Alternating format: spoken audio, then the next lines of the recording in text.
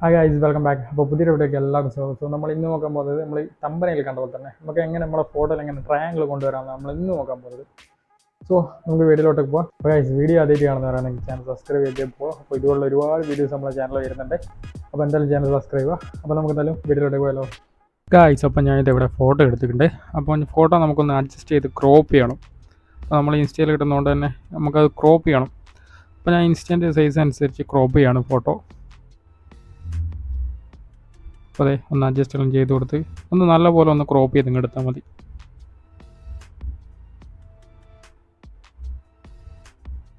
അപ്പോൾ അതെ, ക്രോപ്പ് ചെയ്ത് എടുത്തിട്ടുണ്ട്. ഇനി നമുക്ക് ചെയ്യാനുള്ളത് ഇതിൻ്റെ കളറ് ഒന്ന് ഫുള്ളായിട്ടുള്ള കളർ ഞാനൊന്ന് മാറ്റുകയാണ്. നമുക്കതിൽ കളേഴ്സ് എന്നുള്ള ഇതിൽ സെലക്ട് ചെയ്തിട്ട് നമ്മളിത് കളർ ചേഞ്ച് ചെയ്യണം കേട്ടോ.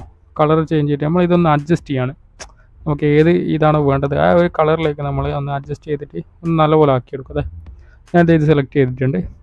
ഇനി നമ്മൾ ചെയ്യേണ്ടതെന്ന് വെച്ചാൽ സ്റ്റിക്കർ എടുക്കുക. സ്റ്റിക്കേഴ്സ് പോയിട്ട് ഇതേ ഉണ്ടാവും ട്രയാങ്കിൾ. ആ ട്രയാങ്കിൾ എടുത്തിട്ട് ഒന്ന് നമ്മുടെ ഫോട്ടോ തന്നെ ഒന്ന് അനുയോജ്യമായ രീതിയിൽ ഒന്ന് അങ്ങോട്ടും ഇങ്ങോട്ടെല്ലാം ഒന്ന് ആക്കിയിട്ട് നമുക്ക് എങ്ങനെയാണോ വെക്കാൻ പറ്റിയത് ആ ഒരു രീതിയിൽ നിങ്ങളുടെ ഫോട്ടോ അനുസരിച്ച് നിങ്ങൾ സെലക്ട് ചെയ്യുക.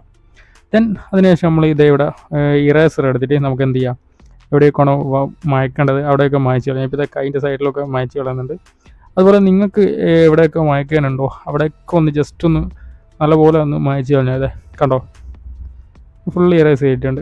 അപ്പോൾ നമുക്കൊരു നല്ലൊരു ഫിനിഷിങ് കിട്ടും. കണ്ടോ, നല്ലപോലെ ശ്രദ്ധിച്ച് ചെയ്താൽ മതി കേട്ടോ. കണ്ടോ, ഇപ്പോൾ കണ്ടോ ഒരു ഫിനിഷ്. ഇത്രയേ ഉള്ളൂ, കാര്യം കഴിഞ്ഞു.